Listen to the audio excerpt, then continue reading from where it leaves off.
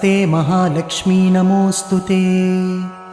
नमस्ते गरुडारूढे कोलासुरभयङ्करी सर्वपापहरे देवी महालक्ष्मी नमोऽस्तुते। सर्वज्ञे सर्ववरदे सर्वदुष्टभयङ्करी सर्वदुःखहरे देवी महालक्ष्मी नमोऽस्तुते। सिद्धिबुद्धिप्रदे देवी भुक्तिमुक्तिप्रदायिनी मन्त्रपूते सदा देवी महालक्ष्मी नमोऽस्तुते। आद्यन्तरहिते देवी आदिशक्तिमहेश्वरी योगज्ञे योगसम्भूते महालक्ष्मी नमोऽस्तुते। स्थूलसूक्ष्ममहारौद्रे महाशक्ति महोदरे महापापहरे देवी महालक्ष्मी नमोऽस्तुते। पद्मासनस्थिते देवी परब्रह्मस्वरूपिणी परमेशी जगन्